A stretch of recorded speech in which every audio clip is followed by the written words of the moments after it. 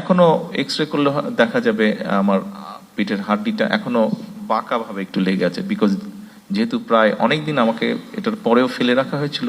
আমি আপনাদেরকে অনুরোধ করব, আমার কথাটা আপনারা যারা সমর্থন করবেন, আমার প্রথমত বিশ্বাস অধিকাংশই সমর্থন করবেন, যারা সমর্থন করবেন এই কথাটা যদি আপনারা সবার মাঝে পৌঁছে দিতে পারতেন।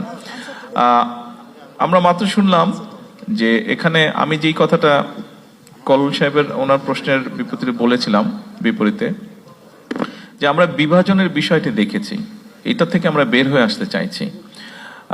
অবশ্যই আমি আমার বক্তব্য রাখার সুযোগ থাকলে সেখানে আমি উল্লেখ করতাম যে আপনারা এই ঘরে যারা বসে আছেন, আপনারা বিএনপি বিট হিসেবে যারা এখানে বসে আছেন, আপনারা সহ আপনাদের বাইরেও আরো কিছু হয়তো সাংবাদিক ভাইয়েরা আছেন যারা বিগত স্বৈরাচার সময় অনেক কষ্ট করেছেন, অনেক রিস্ক নিয়েছেন। আমাদের নেতাকর্মীরা যেরকম রিস্ক নিয়েছে, আপনাদের মধ্যে অনেকেই সেরকম রিস্ক নিয়েছেন। আমাদের নেতাকর্মীরা কি হয়েছে না হয়েছে এটা আপনারা ভালো করেই জানেন। স্বাভাবিক ইমোশনাল একটা ব্যাপার, যেটা মাত্র আমরা শুনলাম যে যারা অত্যাচারিত হয়েছে, নির্যাতিত হয়েছে, তাদের জন্য কিছু করা। এই কমপ্লেনটা বা এই চাওয়াটা যেমন আপনাদের ভিতর থেকে আছে, এটা আমাদের দলের বহু লক্ষ হাজারো লক্ষ নেতাকর্মীর মধ্যে আছে। বাট আমি এটার সাথে কিছুটা ডিফার করি, আমি ব্যক্তিগতভাবে কিছু ডিফার করি।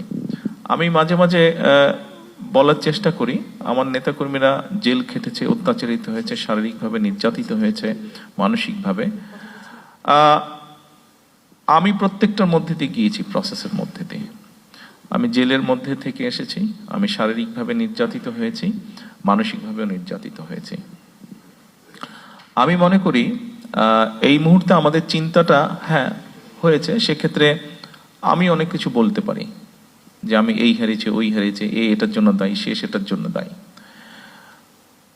আমাকে শারীরিকভাবে নির্যাতন করার জন্য এখনো এক্স রে করলে দেখা যাবে আমার পিঠের হাড্ডিটা এখনো বাঁকা ভাবে একটু লেগে আছে, বিকজ যেহেতু প্রায় অনেকদিন আমাকে এটার পরেও ফেলে রাখা হয়েছিল, প্রপার টাইমে চিকিৎসা করা হয়নি, সেই জন্য হাড্ডিটা একটু বাঁকা ভাবে লেগে গিয়েছে। 3 থেকে 4 সপ্তাহের মধ্যে হাড্ডি জোড়া লেগে যায়, হিউম্যান হাড্ডি, আপনারা জানেন বোধহয়। বাট আমি এখন যদি যারা এটার জন্য দায়ী, আমি যদি হয়তো সেটা করার আমার পক্ষে পসিবল, কিন্তু আমি যদি সেরকম করি, আমারটা কি জোড়া লাগবে হাড্ডি? বাট আমি এখনো যেই পেইনটা মাঝে মাঝে অনুভব করি, আমার কি সেই পেইনটা চলে যাবে, বন্ধ হয়ে যাবে অনুভব করা? তা তো হবে না।